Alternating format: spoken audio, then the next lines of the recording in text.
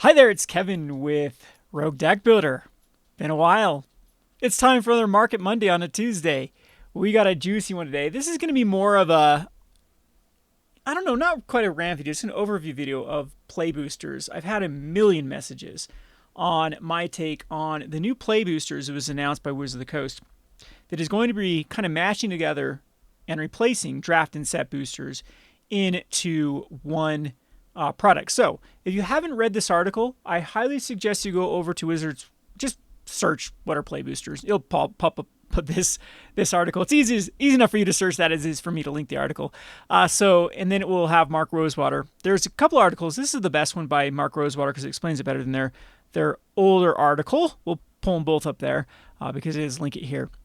But I think I have a lot of perspective to add to this because someone that is a player, and limited is my favorite by far, my favorite way to play Magic. Many of you all do know me from the Rogue Deck Builder days where I was primarily a deck builder, but a little bit of story. We'll sidetrack here and then we'll actually get into the kind of the juicy part of the video of me giving my thoughts about this new product. But I actually was a limited player. In fact, I believe I was one of the highest rated players in Utah for a while in limited when they used to have, before they had Planeswalker points, they had the DCI. And so there was two different ratings. There was constructed and there was limited. And I didn't care at all about my constructed rating. So you could actually qualify for events with your DCI rating if you were good at limited or constructed. So I chose to be a limited player. And so I primarily played drafts and sealed. And that is where I had the most fun playing Magic the Gathering. Then they got rid of the DCI rating and they replaced it with Planeswalker points. And Planeswalker points would still qualify you for events, but it was a massive grind and you had to play a lot of events. And unfortunately, limited was a lot harder to do events, to find events, especially ones that had good multipliers, than it was to find constructed events. So that's when I changed over to being a constructed player. And I think I've told this story before on this channel that I started the Rogue Deck Builder when I went to Grand Prix Salt Lake, the first Grand Prix I ever attended, and I had my own little brew, and I was playing in what was called a grinder, which was before day one. You could actually enter these events to win buys to the main event. And I was playing in like round 3, and it was single elimination. So if you lost I believe there were either 6 or 7 rounds. So they were actually quite big tournaments, and you had to win all of your matches or you'd be eliminated. And the prize score was pretty crummy for people that didn't actually win the entire thing. And so I was in like round 2 and round 3 against a self-proclaimed pro. And he was playing the tier deck at the time, which was Valakut. And I was playing this anti-Valakut deck because I had realized that there was this huge kind of hole in Valakut's plan. That if you could get anything with a Hero Bladehold, which had 4 toughness, which dodged Slagstorm, which was the premier kind of sweeper in the format at the time, if you could get a fast Hero Bladehold out, you could overwhelm them. And so I came up with this deck that tried to cheat a Hero Bladehold out by getting a bunch of mana dorks out with a card called Chancellor of the Tangle, which is a card that you could reveal from your opening hand and add a green mana to your mana pool. And so I could get 2 mana dorks out on first turn and then get a turn 2 Hero Bladehold or a turn 2 Sword. So either Sword hooked up to a mana dork or a Hero Bladehold, and you'd win the game versus Valakut. And so both games I ended up having the God Hand, Chancellor of the Tangle, and 2 mana dorks and won. And my opponent was so salty that he kind of threw his cards and slammed in his chair and said, "Have fun with your rogue deck. You just wasted my money, wasted everyone's time. You're never going to win anything." Ended up winning the tournament, and that's kind of solidified why I started this channel. But that was kind of my origin stories. I've told this story, like I said, plenty of times before. But pre the whole I want to make Spikes rage, I was a limited player. So I still love limited. In fact, that's all I play now. I'll play some pre-releases. I'll play some drafts. I rarely play Pioneer. I rarely play Standard. I know a lot of you miss my good old Rogue Deck Builder days. I think there's plenty of other brewers out there with like Magic Aids or Saffron Olive that do like that void was kind of filled by the people that came after me. That I kind of felt like that I wasn't as needed in that space anymore. And I also did get very frustrated with Magic. But maybe I will come back to the good old brewing days with Magic the Gathering. But I still am a huge fan of limited. So I'll give you kind of my perspective on that. But before we get to that, let's actually look at the market implications of this product. So let's just go point by point what Mark Rosewater talks about here. I hope you can actually see the article. We'll Does that make it worse or better?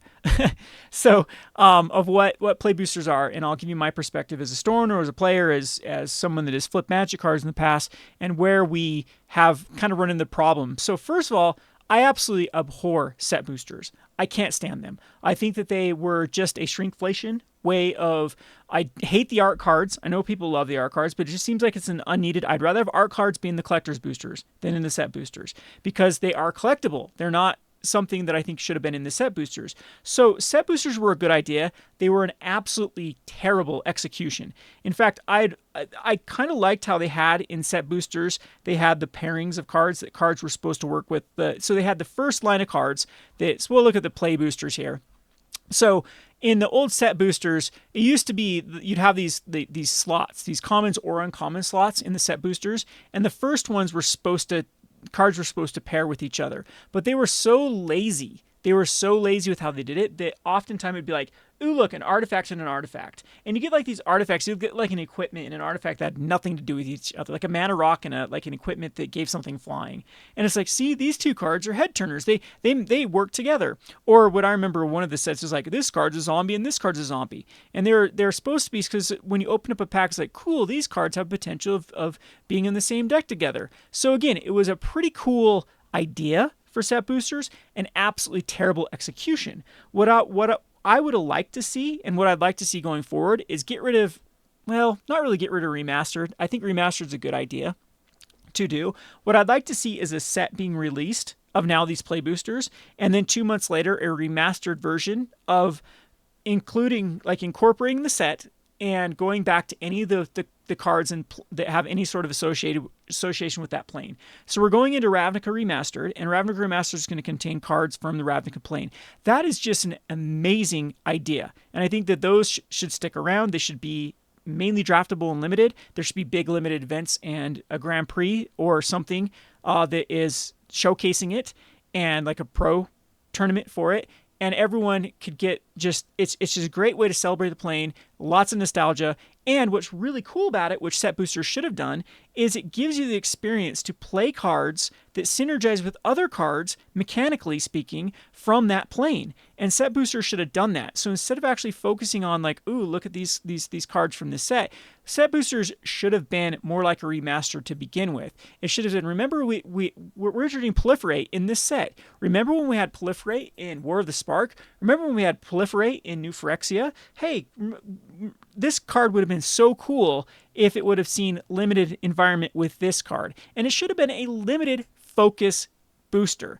And the whole problem with set booster is it was the kind of, well, collector's boosters were really the beginning, but set boosters really solidifying. The Wizards of the Coast was going away from the play experience, which Mark Rosenbacher actually does a good job of identifying that, and trying to kind of chase the whale, the collector, the cheap, what I call kind of the easy clickbait purchase.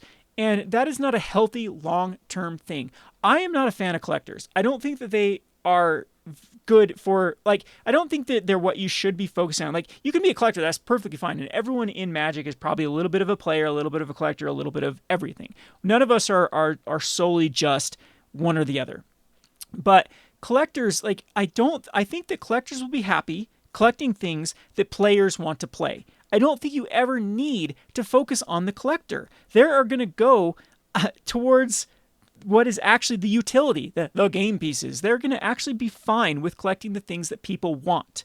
That is where they're going to gravitate towards. So focusing on collector over the player only does a disservice to the player and eventually destroys the collectability, because you take out people that would be purchasing that product to begin with, because all your eyes are just trying to be on the collector. And I know that they're an easy dollar to go after, but it is a finite amount of people that are collectors, comparatively speaking, that if you can actually make a healthy game and where, the focus is back on playing. And so collectors boosters and set boosters were just missing the plot. They were going away from what made Magic very successful for 25 years. So I absolutely despise set boosters because, again, they were a good idea, but why shouldn't you be able to play with them? And why did they have this amazing opportunity to showcase new or returning kind of mechanics go back to even Ikora when they're going like humans or versus beasts, humans versus beasts. Okay, would have been a great time to print some of the cooler things that worked with humans back then and put them in set boosters. And what an amazing environment that would have been to then be able to limited play those or draft those, and they'd have to balance it.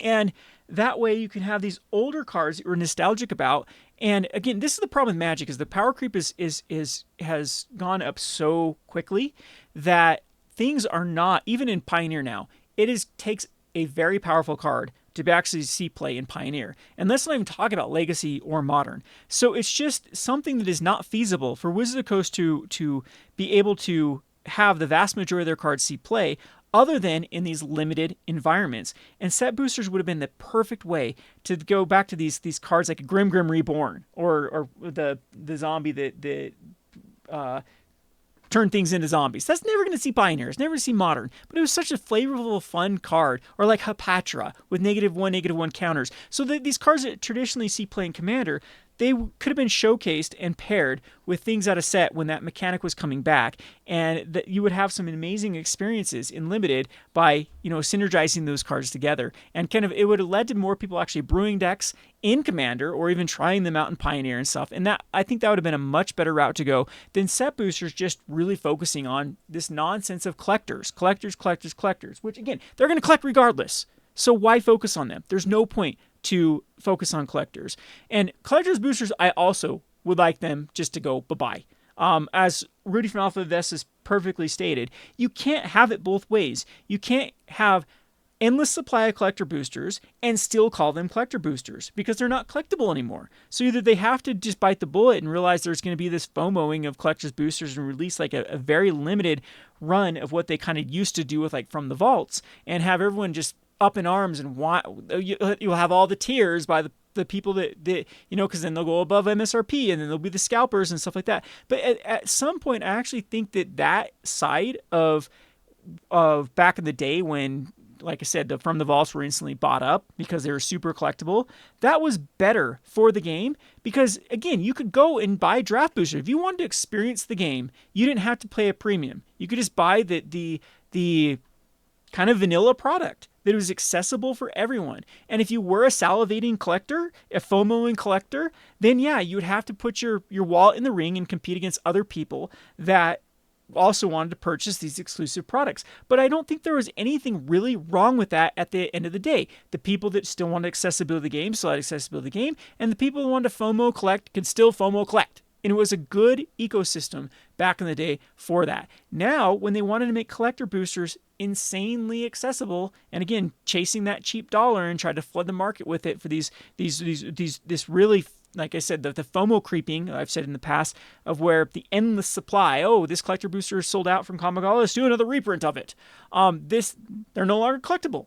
And now you've killed that market, and you've killed the desire of other people to even purchase the vanilla products, because the vanilla products are outclassed and outshined, dollar for dollar, than collector boosters and set boosters. So they did a good job of completely destroying that ecosystem that existed for 25 plus years of collectors, players, sellers, event runners, everyone that had this amazing ecosystem with Magic the Gathering, how it actually functioned. And that was the most wonderful thing about being a kind of a store owner or anyone that actually ever did buy Magic the Gathering product, is you never had to worry about making of really losing your shirt over it. That it aged like fine wine. It didn't spoil like sour grapes. And definitely we're seeing in the market, you can go over to my Rogue Market channel, I'll show you a bunch of sales that are going on right now. They have dumpster fired Magic the Gathering as far as the confidence of the market. No one cares. Everybody is just, these collector boosters and set boosters actually destroyed it. So, first of all, I'm loving the fact that set boosters are gone. Now I wish they'd do it to collectors.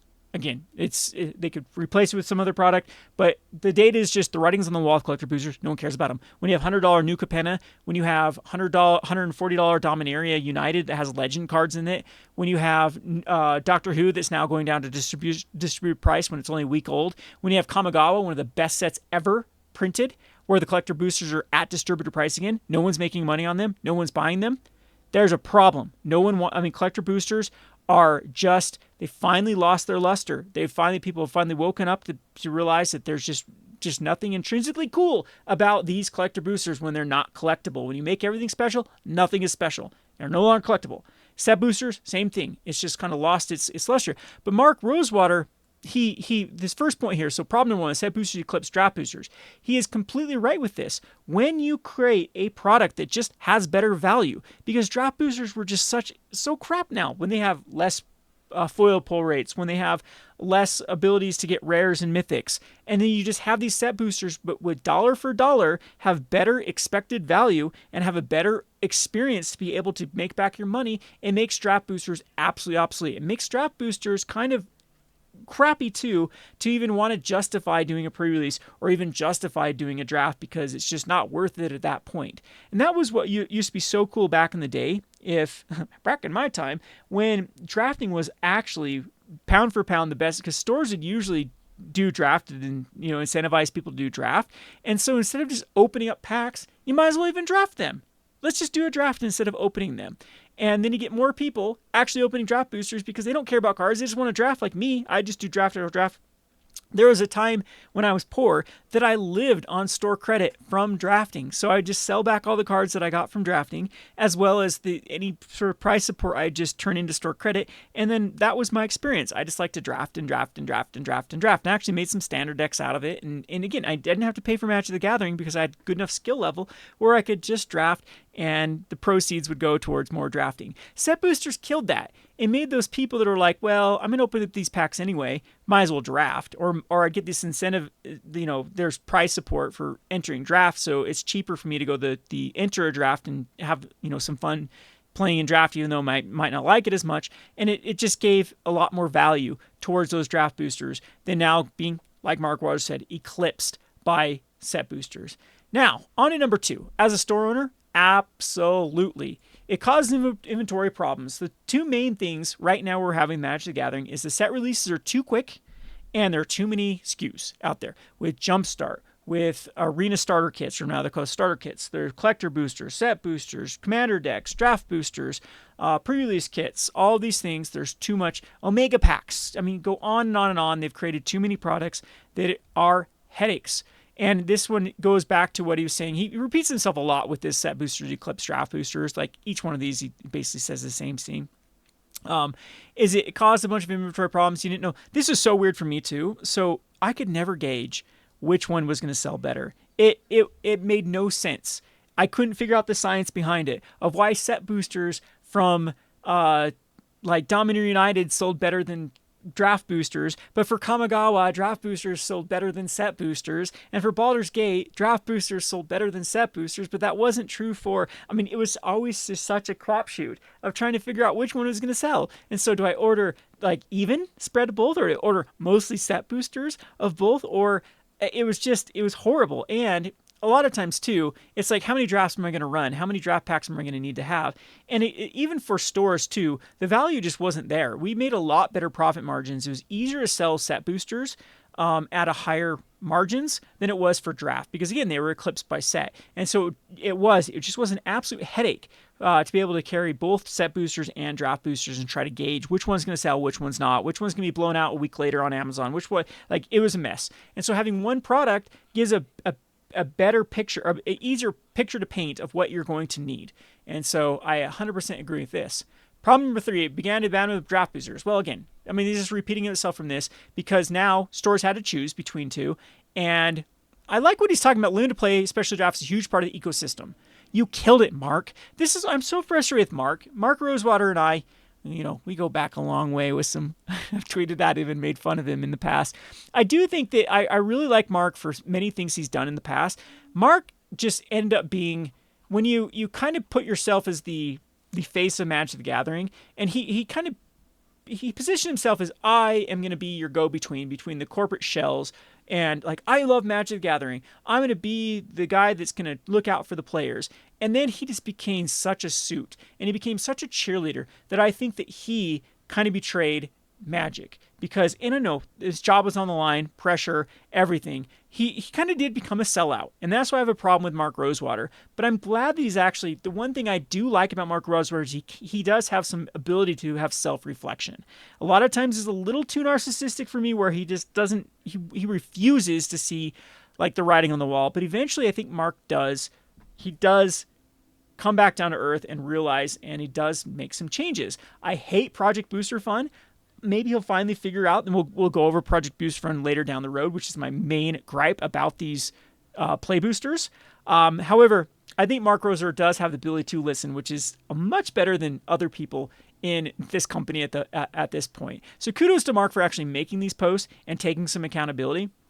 But Mark, you caused this problem. I don't see why. We were saying this from the very beginning, that this was going to do this. The draft boosters were just going to be kind of obsolete and less people were going to be played. And this is what we saw every pre-release. We'd have less and less people signing up for pre-release. The main thing too, what really killed it, is so it used to be that you'd get your pre-release kits a week early, and then you get your release stuff a week later. But then local game stores got super, super salty because they're like, hey, we already need an advantage over the online sellers and, the Amazon dumps and stuff. So can we please get our collector boosters and set boosters, and can we all get it all at once? Because people pre-order and they come to the pre-release, and then we're like, well, I can't give you your collectors yet. We don't have them yet. I can't give you your sets yet. We don't have them yet because they don't come out till next week. And so Wizards of the Coast, Miss Guiley listened to them and said, yes, you can get all of your stuff at once. And that way it won't have the headaches of then people picking up all their stuff at the pre-release. What that ended up happening is people just started showing up and not playing in the pre-release. They'd show up and get their set boosters and collectors, and then be like, no, I already spent it all. I'm not going to play in the pre-release.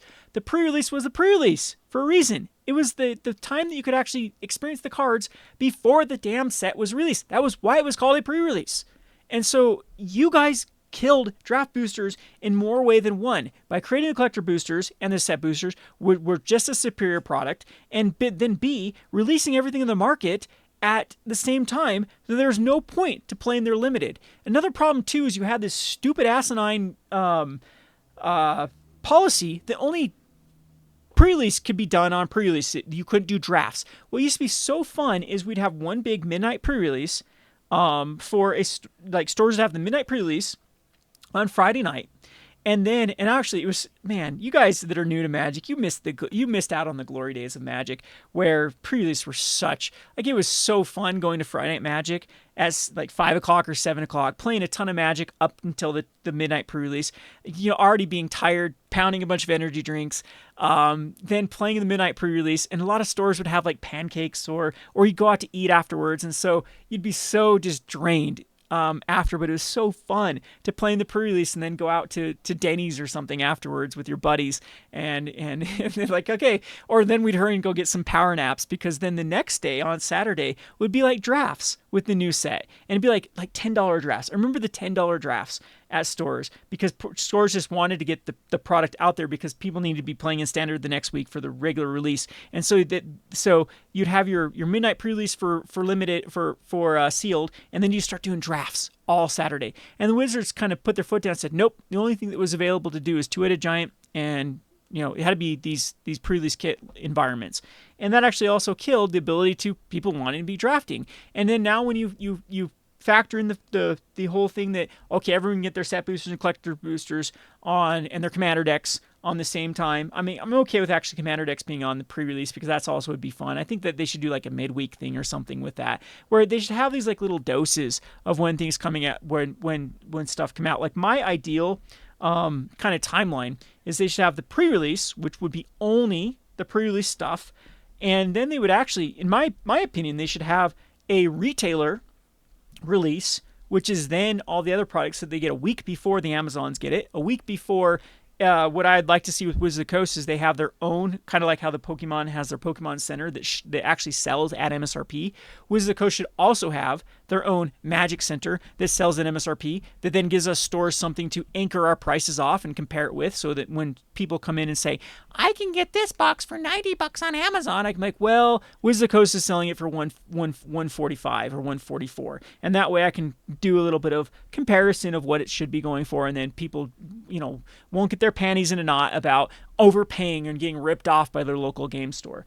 So that's would be a lovely change for Wizards of the Coast for everything to get back in the ecosystem. I'm kind of going off the path here with this sort of a rant, but anyway, where was I going with this? Yeah, I think that there's a lot more than just set boosters and collector boosters of the abandonment of draft that they need to actually realize and admit to. All right, so it causes confusion in the marketplace. Okay.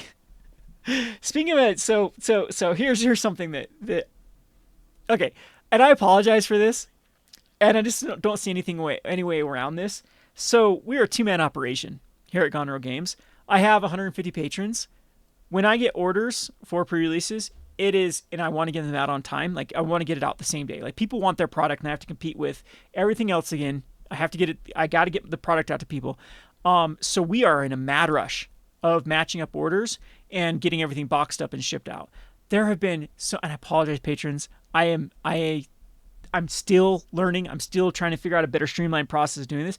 There have been so many times that I've sent draft boosters instead of set boosters and set boosters instead of draft boosters because they look identical. And when you're in the rush of things, you're just like putting things in boxes and they come in, everything comes so similarly. Things get messed up and SKUs get messed up.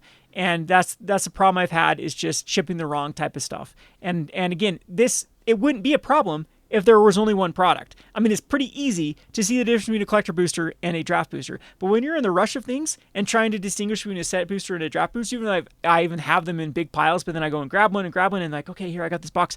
Yes, it causes confusion on the marketplace, but like these slip-ups happen, and it's just like not needed. These products are not needed. There's not enough difference between set boosters and draft boosters to really justify them both existing. And I think if this is another reason for them, just go away. Okay, problem number 5, it makes magic boosters less desirable. Isn't that the exact same thing you just said here with abandonment of draft boosters? Oh yeah, we had this problem too. So set boosters, they switched it over to set boosters for prize. And like this is another thing, going back to what I was saying with when I used to what I call go infinite or never pay for Magic the Gathering at my store. Like I didn't have to spend money. Is I was really good at drafting, so typically I'd take first or second in most drafts, and then the prize support would be draft boosters, and oftentimes it'd be like either stores would let you use those draft boosters to enter events, or just give you the equivalent for store credit. But if you are just going the set booster route for prize support, you actually can't draft with those again. So there's no way for you to enter another event with set boosters if you were given set boosters as the prize support. So exactly. Others want them to be draft boosters because they want to use their prize to do more drafting. People actually underestimate how much this actually happened. But that's how me and my buddies, which were also limited players, that's what we'd do. We'd rinse and repeat all day long with our draft boosters. Same thing if I remember the prize support was like, say 9 boosters for first place. Then I give, get my other 2 buddies back in this draft. So we kind of like, okay, if you take first, we're all drafting in. We just sit there and draft and draft and draft. Those $10 drafts with the prize support. Oh man, those are the glory days. I really, really miss those. Anyway, but so yeah, for the simplicity's sake of, the wrong kind of booster, if 2 of them didn't exist, there'd be no problem. All right. So problem number 6, every booster buyer wasn't getting all the cool stuff. So, yep, this is the problem. You know how many times we had to explain the difference? You know how many packs we opened just to show customers because they'd come in? What's the difference between a set booster and a draft booster? And we're like, let me just show you. Okay, here's a draft booster. This is meant for drafting. What is draft? I guess I'm going to miss those conversations because then I'd be able to introduce people to drafting and be like, this is why you should probably draft with draft boosters. But again, I would steer people away from buying draft boosters to open. I'd be like, drafting's for drafting, set booster for opening. And so then we'd have a bunch of pointless draft boosters. And if you've seen my kind of setup, Zach always complains too because we have those plastic dispensers that have boosters. And it's like 2008 all the way to 2018 is like one row. And then it was like when they introduced set boosters, it's like we have an entire row of dispensers that is just the past couple of years because there's just jumpstart, draft, set. So again, it's just something that doesn't need to, it just causes confusion. And it's set boosters. This is going back to his first point. It all comes back to this one that it basically eclipses set boosters, eclipse draft boosters. There's not a point to buying draft boosters unless you're drafting. All right, so now we get on to the problem. We go over the issue. So going back to why he's saying they don't keep set boosters is set booster only has 12 playable cards. A draft booster has 15 playable cards. If we're going to make a booster playable limited, we had to up the total number of playable cards. I agree with that. But the biggest problem with set boosters is how they line them. You could get a set booster that had all white cards. I remember I just opened up one from Thorn of Eldraine because we do a thing called League here. where you can open up packs, and we actually like to get set boosters because you can get some cool list cards that actually make it kind of wonky. So in our league, is you start with a pre-release kit, and then every week you can buy another pack, and we do allow set boosters. And every time you lose like 2 or 3, you're allowed to buy another booster. And so we've been kind of going over to set boosters because set boosters have once you have enough draft boosters, you kind of get oversaturated with commons.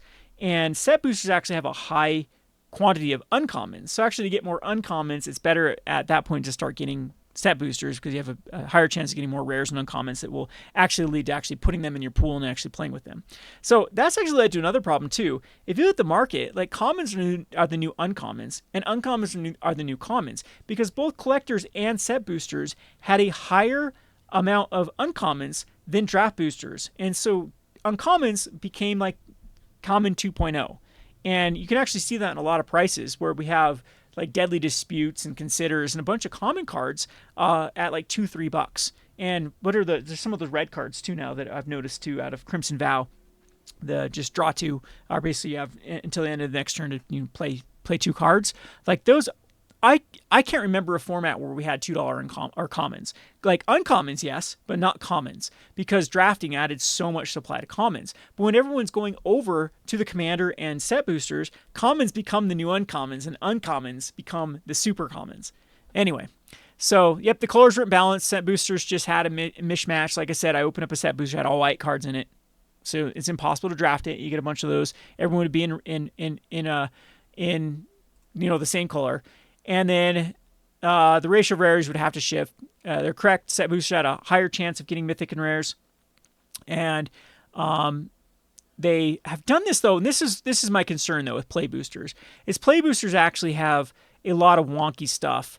So let's just get onto that here. Again, you can read the rest of the articles.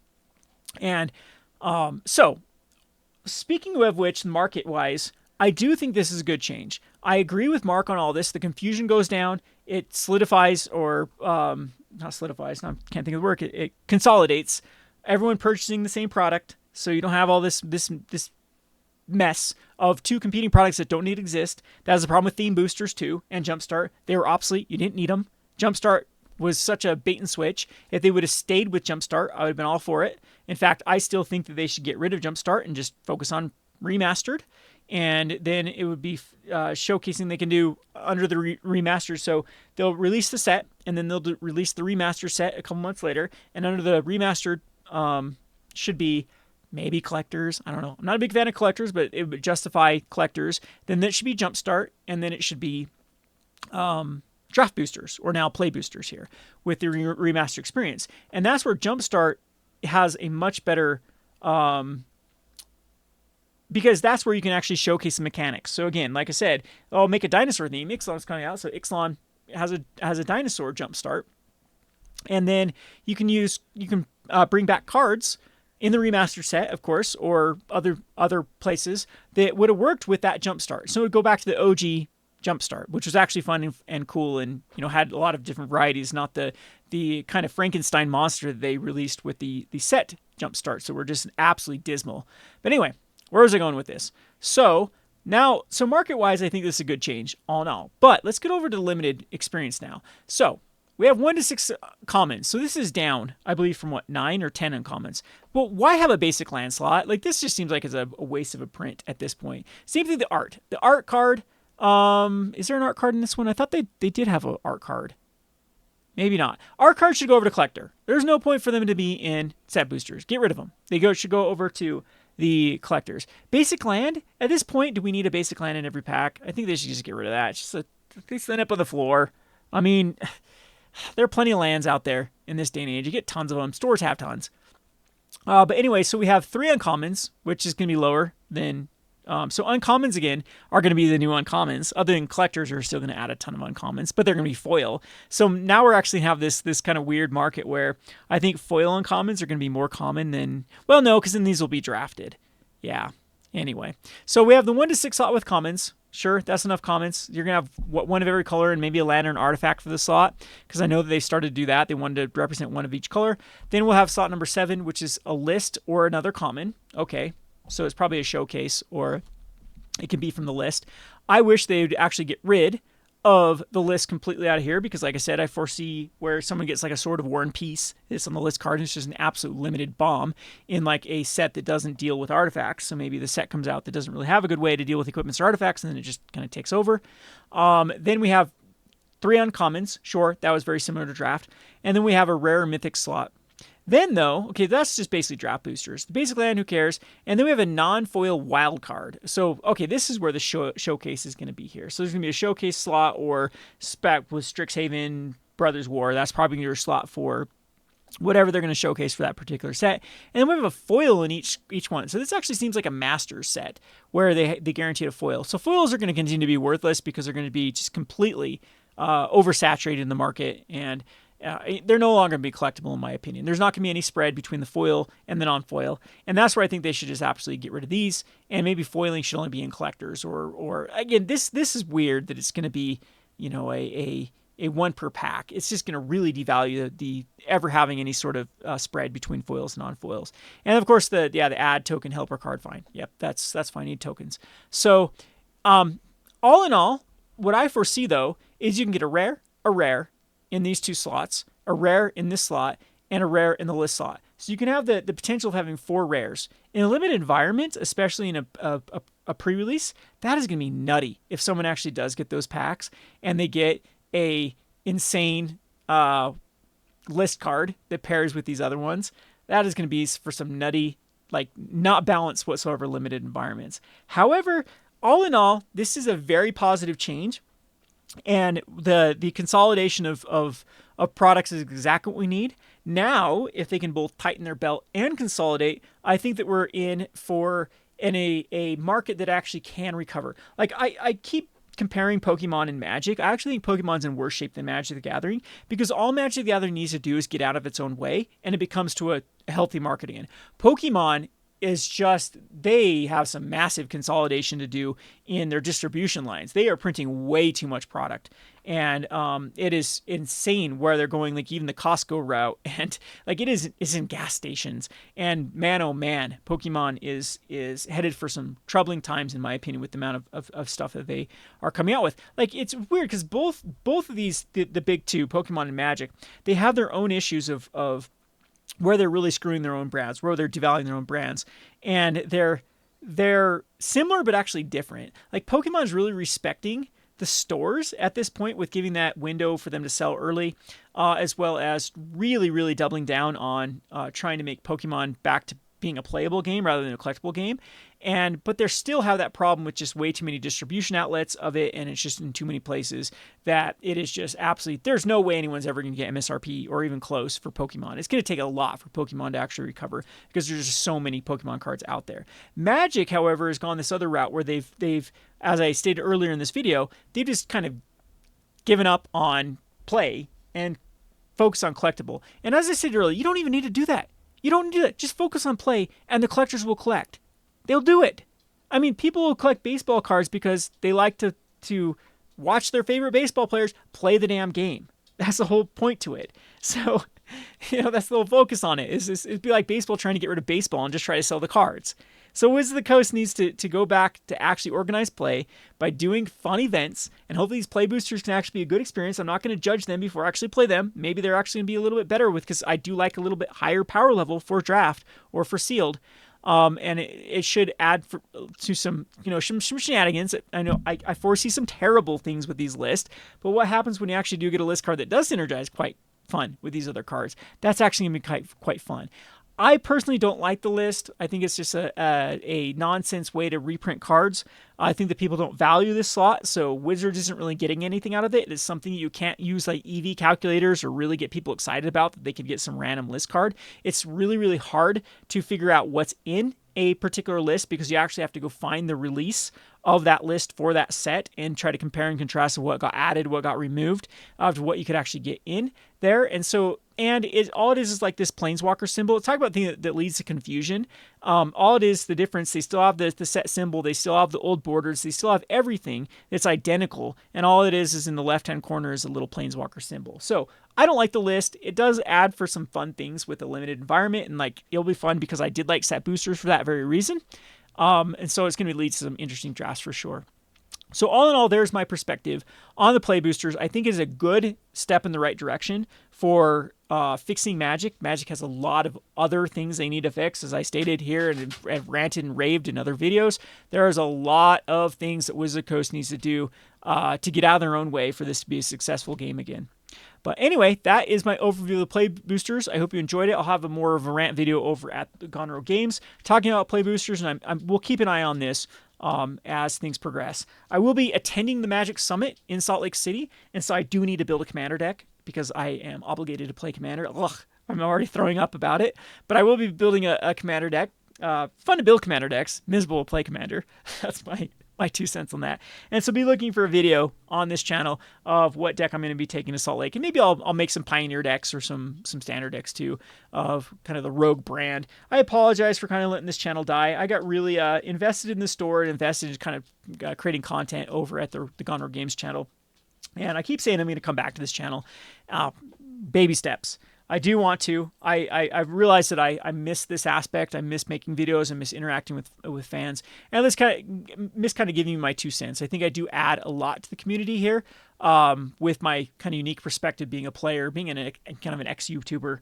I would never say I was ever a big deal, but, you know, I had, 35,000 subscribers at one point on this. So I don't know. I think I do have some unique perspectives to add to the mix rather than just kind of the spammy content, of regurgitate content that other creators are so notorious of doing. Anyway, hope you enjoyed this video. This has been Kevin with, what channel am I on? The Rogue Deck Builder for Market Monday on a Tuesday. Thanks for watching.